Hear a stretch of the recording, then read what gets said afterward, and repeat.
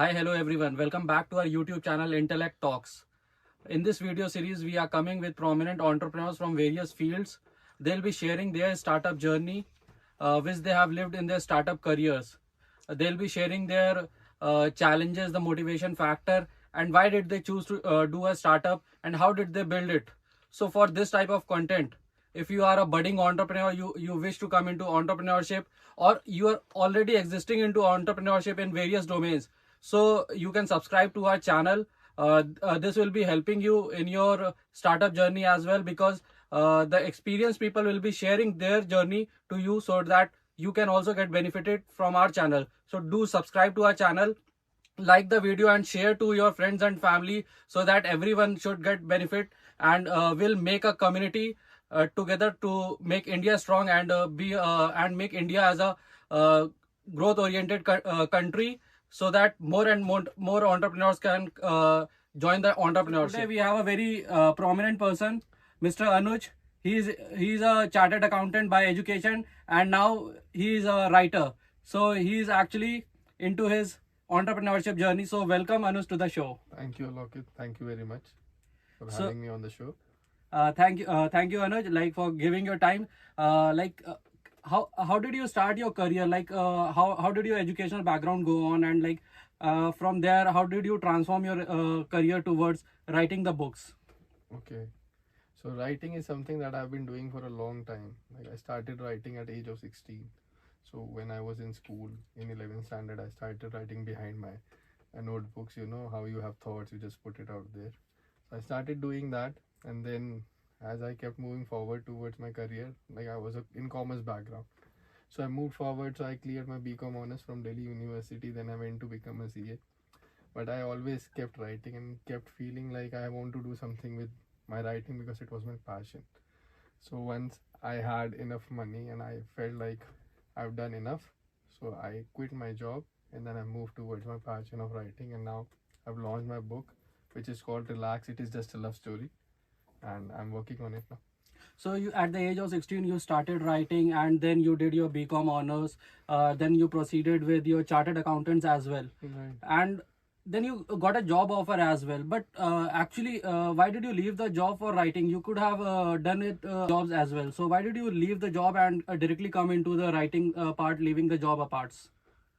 So I was working in the job, but like when you are in the job, so either you are feeling content or you're not feeling content with your job. You have to be happy. So when I was working, the money was good, but inside something was telling me that you can do more, you should do more, because this is not what you are born for or made for. So I like to quote Albert Einstein here. He once said that I believe in intuitions and inspirations. Sometimes I feel that I am right, but I do not know if I am. So I had this feeling that if my writing is something with which I'm doing right, so that's why I'm in writing now. So like आप बोल रहे हो अंदर से एक inspiration था, अंदर से कुछ आग थी जिसे कहते हैं, जी। तो वो क्या चीज थी? लाइक क्या मिसिंग था जो जॉब में नहीं था और अब आपको राइटिंग में मिल रहा है, और आप एक बेसिकली ऑथर की तरफ मूव कर चुके हो? क्या वो आग थी अंदर? जज्बा ही कहेंगे। ओके। अगर एक शब्द में कहना चाहे तो जज्बा था एक अंदर कि कुछ करना है, कि लोगों को, कि सोसाइटी की तरफ कुछ अच्छा लिखना है। तो जो मैंने लिखा भी है वो सोशो पॉलिटिकल कंसर्न्स के ऊपर लिखा है। हमारी जो सोसाइटी में बर्निंग इश्यूज है, कास्टिज्म का, ऑनर किलिंग का, डाउरी का, एबडक्शन का, ये सब मैंने किताब में लिखा है। तो एक सोशल मैसेज है, लोग पढ़ रहे हैं, उनको अच्छा लग रहा है। तो ये आपको सोशल मैसेज कहाँ से है? लाइक आपका बैकग्राउंड कॉमर्स से था पूरा, फिर चार्टर्ड अकाउंटेंट भी थे आप, तो कहाँ से आपको एक मोटिवेशन आया कि लाइक सोशली लिखना है? टॉपिक्स तो बहुत सारे होते हैं लिखने के लिए, क्यों आपने सोशल पॉलिटिकली चूज किया? इसमें थोड़ा बैकग्राउंड में आपको थोड़ा पीछे जाना पड़ेगा। तो मैं एक पॉलिटिकल फैमिली को बिलोंग करता हूँ। सो आप एक ऐसी फैमिली में बड़े हो रहे हो जहाँ रोज बात हो रही होती है इस बारे में कि ये गलत हो रहा है, ये सही हो रहा है, तो आपके अंदर जहन में बैठ जाती हैं बातें। तो जैसे जैसे आप बड़े होते हो तो आपको यही लगता है कि हाँ, समाज में जो गलत चीज़ें हो रही हैं उनको इम्प्रूव करने की ज़रूरत है। तो आपने बुक लिखने का सोचा, फिर आपने एक टॉपिक सेलेक्ट किया। कैसे इनिशियली स्टार्ट किया था आपने, लाइक कि मेरे को अब ऐसे बुक लिखना है, फिर मैं ऐसे पब्लिश कराऊंगा? क्या प्रोसेस पूरा फॉलो करते थे? क्या आपके दिमाग में थॉट प्रोसेस चलता था उस टाइम पे? इनिशियली जब लिखना शुरू करा तब तो ऐसा नहीं सोचा था। पहली जो किताब पहली लिखी वो 23 साल की उम्र में लिखी। तो 5 लोगों को पढ़ाई, सबने का अच्छा लिखा, लेकिन अंदर से ये नहीं आया कि लोगों को जाके मैं बोल सकूं कि ये पढ़ो। मेरा एक सिंपल सा रूल है, read your book 100 times before you ask anybody to read it 1 time। तो ये जो किताब मैंने लिखी है relax it is just a love story, इसको मैं 100 बार पढ़ चुका हूँ और अब लोगों को बहुत अच्छी लग रही है, तो बहुत ही अच्छा लग रहा है। तो आपने कैसे प्रोसीड किया? आपने बुक तो बुक लिखी और फिर आप तो कैसे जब आगे से आगे बढ़े उसमें? हाँ, तो पहले बुक लिखी, फिर उसको एक दो लोगों को ड्राफ्ट पढ़ाया, पहला जो बनता है उसको ड्राफ्ट कहते हैं। तो वो ड्राफ्ट पढ़ाने के बाद मैंने एक एडिटर ढूंढा, फिर वो एडिटर से एडिटिंग कराई, फिर और 10 लोगों से पढ़ाई। जब अच्छे रिव्यूज़ आए तो फिर पब्लिशर्स ढूंढे, जब पब्लिशर नहीं मिला शुरू में तो फिर खुद पब्लिश करी और फिर लोगों को रीच आउट करना शुरू करा। अब मुझे देख सकते हैं, कभी कभी सैटरडेज को मैं सीपी में होता हूँ, कभी मैं खान मार्केट में होता हूँ, खुद रोड पे खुद अपनी बुक को प्रमोट कर रहा होता हूँ। तो ऐसी कोई बेसिकली बुरी बात नहीं है बेसिकली आप कॉर्पोरेट एनवायरनमेंट में जहाँ बैठ के कंप्यूटर पे जॉब कर रहे थे, अब रोड पे आके डायरेक्टली आप अपनी बुक्स को सेल कर रहे हो, मार्केटिंग कर रहे हो उसका। बिल्कुल वो करना भी चाहिए, क्योंकि वो जज्बे वाली बात हो जाती है। जैसे आप मेरे से पूछेंगे करेक्ट।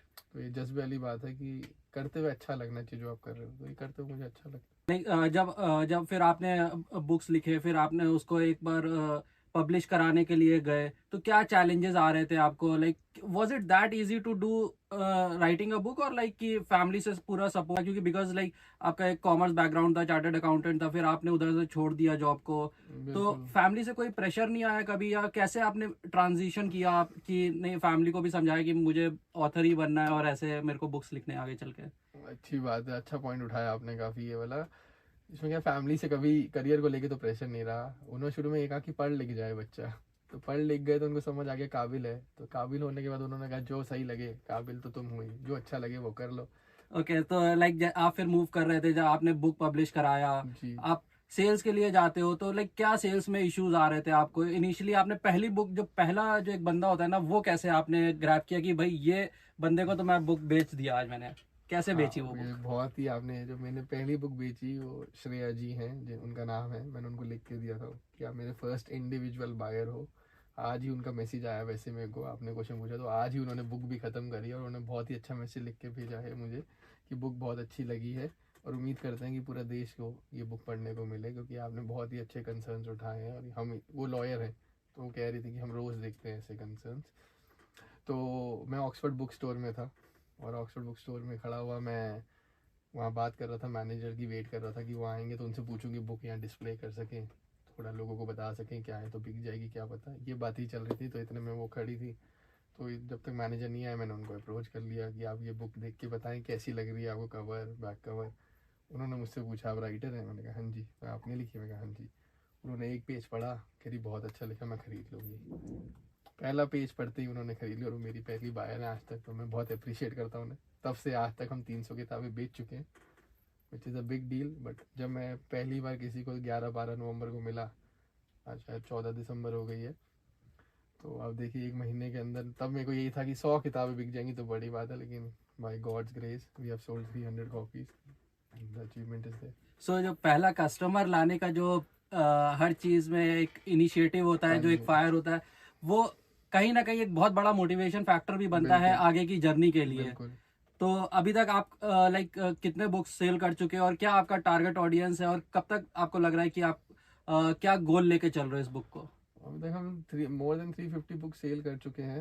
अब आगे का टारगेट यही है कि एक प्रूफ ऑफ कंसेप्ट हो जाता है। जैसे आप किसी प्रोडक्ट और को भी ले लो, एंटरप्रेन्योर, आपको लग रहा होगा कि एंटरप्रेन्योरशिप में किताबों की बात क्यों हो रही है, किसी को लग रहा हो ऐसा, तो एंटरप्रेन्योरशिप में अपना प्रोडक्ट लाते हैं, वो प्रूफ ऑफ कंसेप्ट लेते हैं कि हाँ डिमांड है कि नहीं है, चीज़ अच्छी लिखी है कि नहीं है। किताब के में ये हो गया, तो मैंने वो प्रूफ ऑफ कंसेप्ट कर लिया है कि चीज़ अच्छी लिखी है, लोग रिव्यूज़ अच्छे दे रहे हैं। तो मैं वही है, जैसे वो इन्वेस्टर्स के पास जाते हैं, मैं पब्लिशर्स के पास जा रहा हूँ। करेक्ट। सिर्फ इतना ही फ़र्क है। तो पब्लिशर से मैंने अप्रोच करना शुरू करा है। अब उम्मीद यही है कि उनको भी अच्छी लगेगी, उनको नंबर सेल्स के अच्छे लगेंगे और चीज़ में दम होगा कि हाँ ये मुद्दे पे हमें बात करनी चाहिए लोगों को, तो वो छापेंगे। तो अनुज, लाइक आप सोशियो पॉलिटिकल लेवल पे आपकी बुक है, ब्रीफ में हमारे व्यूअर्स का बताना चाहिए कि आपकी बुक क्या रिप्रेजेंट कर रही है सोसाइटी की प्रॉब्लम्स को, और क्या इश्यूज हैं सोसाइटी के अंदर जो आपने अपनी बुक्स में इंक्लूड किए हैं? बिल्कुल, जैसे मैंने थोड़ा सा पहले भी जिक्र किया था, तो जो मेन आप देखोगे कंसेप्ट वही है कि एक लड़का लड़की कैसे समाज में, अगर वो प्यार में है तो समाज में, लेकिन प्यार में नहीं रह सकते, क्योंकि समाज की थोड़े दायरे हैं जिन्हें तोड़ना पड़ेगा तभी वो एक साथ रह सकते हैं। तो उसके ऊपर थोड़ा हाईलाइट करा है, तो उसको कास्टिज्म और ऑनर किलिंग में ये पड़ता है। उसके बाद जो हमारे साइडलाइंस इश्यूज हैं, डाउरी का, एबडक्शंस हो रहे हैं बच्चों के, उनको भी थोड़ा हाईलाइट करने की कोशिश करी है। क्यूमुलेटिवली पूरी बुक में अगर आप देखेंगे तो एक प्रेम कथा के तौर पे इन सारे इश्यूज को हाईलाइट करने की कोशिश करी है, और साथ में थोड़े से जो हमारे थॉट प्रोसेस है, लाइक राइट विंग पॉलिटिक्स का, लेफ्ट विंग पॉलिटिक्स का, एंड हाउ हमारे जो स्टूडेंट्स हैं वो कैसा सोचते हैं। अगर कोई पॉलिटिकल साइंस स्टूडेंट है, एक शिवा कैरेक्टर, तो वो क्या सोचते हैं देश के बारे में, और वहीं पे मेडिकल स्टूडेंट है तो मेडिकल सिस्टम के बारे में क्या सोचते हैं। तो इन चीज़ों को भी हाईलाइट करने की कोशिश की गई है तो बुक के जरिए। ओवरऑल मतलब आपने social topics, casteism, honour killing, जी डाउरी, इन सब को टच किया है उस बुक के बिल्कुल अंदर। बिल्कुल। तो फिर जब आपने पहला कस्टमर भी ले आए और उन्होंने वो ये स्टोरी समझी कि आपने एक सोशियो पॉलिटिकल जो कि हाँ बर्निंग प्रॉब्लम्स है सोसाइटी हाँ। के, उस पे आपने लिखा है। फिर पहले कस्टमर के बाद आपने कैसे मार्केट करा बुक को, लाइक आपने कैसे लाइक सेल्स के लिए जाते थे, और आगे आगे आपने क्या प्रोसेस फॉलो किया फिर? उनमें बहुत बड़ा योगदान रहा है ओम बुक शॉप का भी। ओके। तो उनके पास मैं गया था, तो बहुत ही अच्छे हैं जो मुझे वहाँ मिले, उन्होंने काफ़ी हेल्प की मेरी। उन्होंने कहा कि चलो मैं आपकी बुक्स जो है अपने स्टोर्स में रखवा दूंगा, और उन स्टोर में रख के मैं वहाँ लोगों से मिला, और उन्होंने बहुत ही अच्छा रिस्पॉन्स दिया। मैं आपको बता रहा हूँ, बहुत ही, इतना उम्मीद नहीं थी, उम्मीद से ज़्यादा अच्छा रिस्पॉन्स आया मेरी किताब को। तो मैं बहुत खुश हूँ ये बात सोच के। नाइस। आपके पास लाइक एक एजुकेशनल बैकग्राउंड भी अच्छा है और आपने जॉब भी किया हुआ है, देन आप एंटरप्रेन्योरशिप की तरफ मूव भी कर चुके हो। जी। अभी तक के आप अपने एक्सपीरियंसेस से कुछ एडवाइसेस, कुछ टिप्स आप यंग एंटरप्रेन्योर्स, बडिंग एंटरप्रेन्योर्स को देना चाहते हो कि भाई ये चीज़ें तो आप ज़रूर ध्यान में रखो अगर आप एंटरप्रेन्योरशिप में आ रहे हो, ये चैलेंजेस होते हैं। बिकॉज अनुज जो है अभी रिसेंटली एंटरप्रेन्योरशिप में आए, तो इनको पता होगा कि बिल्कुल। क्या क्या चैलेंजेस आते हैं और कहाँ पे दिक्कत आती है और कैसे उससे ओवरकम भी करना है। ये अनुज से बेहतर कोई बता नहीं पाएगा। तो ये बात जो आप कह रहे हैं तो बिल्कुल सही है कि चैलेंजेस आएंगे, लेकिन फिर वही है कि चैलेंजेस को ओवरकम करना ही मेरे हिसाब से एंटरप्रेन्योरशिप है। तो जज्बा होना, जैसे आपने प्राची जी के साथ अगर इंटरव्यू किया था, मैं आपका एक इंटरव्यू देख रहा था जो शायद विंजिफी की वो है, तो उन्होंने बोला था कि जिद होनी चाहिए। करेक्ट। तो उसमें मैं कुछ जोड़ना चाहूँगा, मेरे हिसाब से पहले जज्बा होना चाहिए, और वो जज्बे के ऊपर जिद होनी चाहिए कि ये जज्बा है मेरा और इसी को पूरा करने की जो जिद है ना, वही मेरे लिए सबसे बड़ी चीज़ है। वो होना बहुत ज़रूरी है हर एंटरप्रेन्योर में, क्योंकि आप हर बार गिरेंगे, 100 बार गिरेंगे, 1000, कितनी बार गिर रहे हैं फ़र्क नहीं पड़ता, आप कितनी बार खड़े हो पा रहे हैं। तो अगर आप 1000 बार गिरे हैं तो आपको 1001 बार खड़ा होना है, बस इतना दिमाग में रखिए। करेक्ट। क्योंकि जिस दिन आप खड़े ही रह जाएंगे उस दिन आप तरक्की पा जाएंगे, आप सक्सेसफुल हो जाएंगे। करेक्ट। एक्चुअली जीतता वही है जो गिर के खड़ा हो सके। अगर गिर के रुक गया तो वो फिर हार गया। बिल्कुल। अगर आप में खड़े होने का दम है तो आप डेफिनेटली जीतेंगे। बिल्कुल। और एंटरप्रेन्योरशिप में ये एक बहुत बड़ा एक फैक्टर है बिल्कुल। खड़े होने का ये दोबारा तो से। है। Anuj, like it was a wonderful talking to you. Like you have shared the wonderful insights to our viewers. Like you have shared your journey, like from where you came and like how did you transform into a writer. So like thank you so much for coming on the show, and I wish you all the very best. Same है, same है। Like on पे आप type करिए relax it is just a love story, and आपको book दिख जाएगी। आप please वहाँ जाइए और पढ़िए और बताइए आपको कैसी लगी।